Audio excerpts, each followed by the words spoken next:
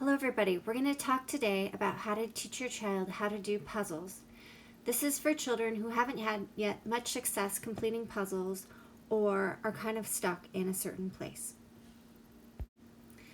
So, what skills can we teach our child when we're teaching them how to do puzzles? Firstly, we can teach them the important skill of attending and learning how to learn from materials. Second, we're teaching them important fine motor and hand-eye coordination skills, taking that puzzle piece and manipulating it so it fits into the correct hole. We're also teaching our kids some appropriate downtime and leisure activities, and we can also possibly be teaching them new words and new vocabulary. These close-ended activities teach a child when an activity is done and there's a clear ending point.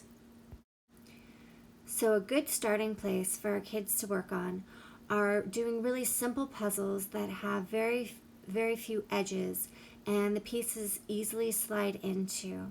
We want to teach our children to be able to complete these puzzles as independently as possible, meaning needing as little prompts and cues as possible to complete the puzzle.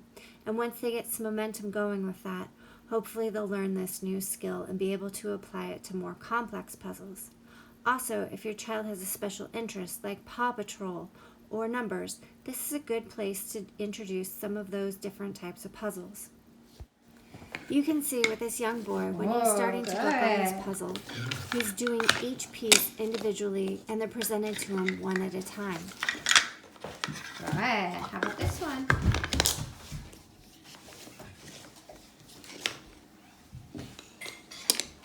All right. This one.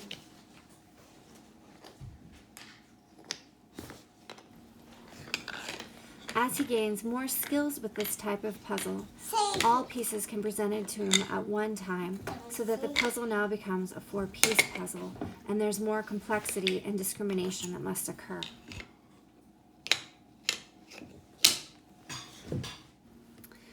Some children do better when there's large knobs. Some children do better when they're able to use a pincher grasp and grab hold of a small knob between their forefinger and thumb.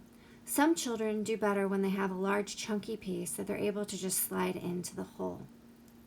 Now, if your child's gotten a little stuck with the puzzles and you need to know how to move them along with this skill, you can use a verbal prompt to tell them where they're supposed to move the piece or to keep going. You can use a gesture prompt so that they know to take the piece and put it in a specific hole.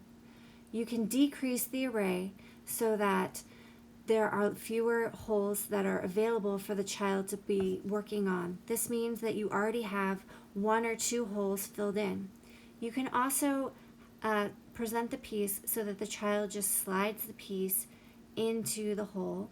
Additionally, you can work on using your hand as an extra barrier, giving some dimension to the puzzle so that your child is able to more easily slide the puzzle piece into the correct hole. As your child gains more skills in this domain, you can work on more and more complex language, such as learning the name octopus or jellyfish or seahorse with this puzzle. Just remember to keep it at your child's interest and appropriate skill level for each individual child. Keep working on this skill so that your child becomes master at doing single inset puzzles. This means that there's one piece that can fit into one hole and that there are no interlocking puzzles or pieces that go together to make a more complex picture. Once your child is able to complete single inset puzzles that have 8 to 10 pieces independently and quickly, they might be ready for the next step of puzzles. The next step would be simple jigsaw puzzles or pieces that have some sort of interlocking puzzle pieces that go together to make a more complex picture. This, you can see, is a very simple jigsaw puzzle that might be appropriate for your child to start at. There's only 3 pieces and they fit together pretty smoothly. Now this is a pretty complex puzzle piece. There's 12 pieces that fit together and are interlocking. Children have to be aware of where the edges are and how the straight pieces also fit together.